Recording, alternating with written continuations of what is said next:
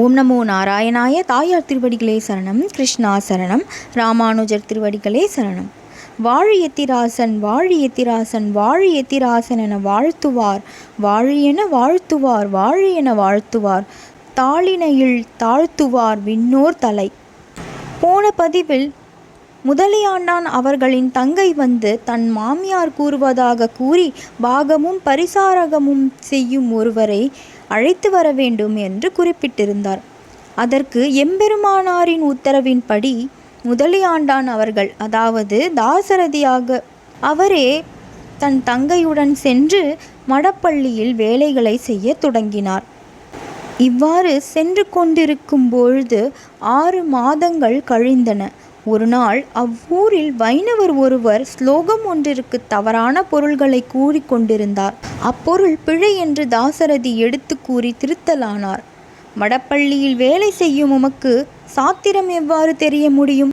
திறமையை மடப்பள்ளியில் போய் காட்டும் என்று சீற்றத்துடன் அவ்வைணவர் கூறினார். இதை கேட்டும் சினங்கொள்ளாத தாசரதி மதுரமான குரலில் மாண்புற பொருள் கூறி விளக்கங்கூறினார். இவ்வுரையில் மனதை பறிகொடுத்த அவ்வைணவர் தாசரதியின் திருவடிகளில் விழுந்து வணங்கினார்.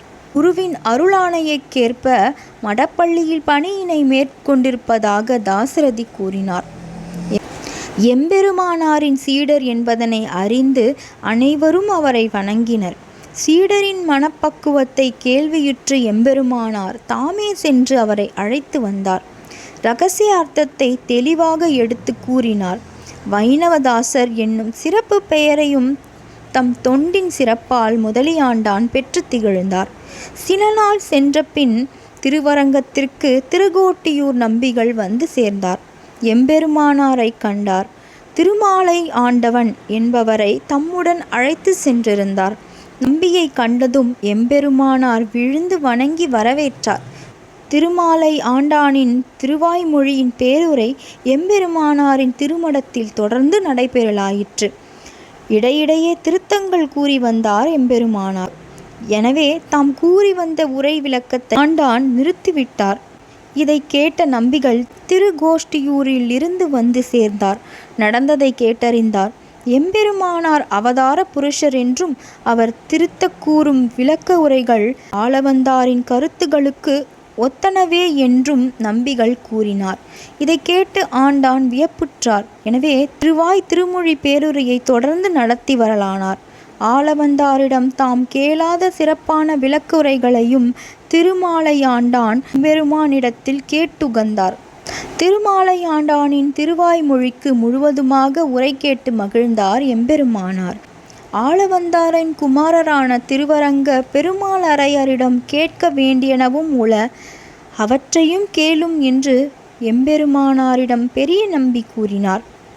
கர்மம், ஞானம், பக்தி, பிரபத்தி, சரமபர்வம் எனப்படும் 5 உபாயங்களும் 5வது உபயநிஷ்டையான சரமபர்வத்தின் பொருட்சிறப்பை திருவரங்க பெருமாளரையர் எம்பெருமானாருக்கு உபதேசித்தருளினார். திருவரங்க பெருமாளரையருக்கு மகப்பேறு இல்லை. தம்பியாகிய சொட்டை நம்பி என்பவரை எம்பெருமானாருக்கு சீடராக்கி மகிழ்ந்தார் திருவரங்க பெருமாளரையர். எம்பெருமானார் திருப்பாவையில் ஆழ்ந்த ஈடுபாடு கொண்டு விளங்கியமையால் இவருக்கு திருப்பாவை ஜீயர் என்றும் திருநாமம் உண்டு. பிறகு என்ன நடந்தது என்பதனை அடுத்த பகுதியில் காணலாம். அதுவரை ராமானுஜரின் திருவருள் வளரட்டும். ஓம் நமோ நாராயணாய. தாயார் திருவடிகளே சரணம். கிருஷ்ணா சரணம். ராமானுஜர் திருவடிகளே சரணம். இந்த காணொலியை கண்டமைக்கு மிக்க நன்றி. தவறாமல் லைக், ஷேர், கமெண்ட் மற்றும் சப்ஸ்கிரைப் செய்யுங்கள். ஓம் நமோ நாராயணாய.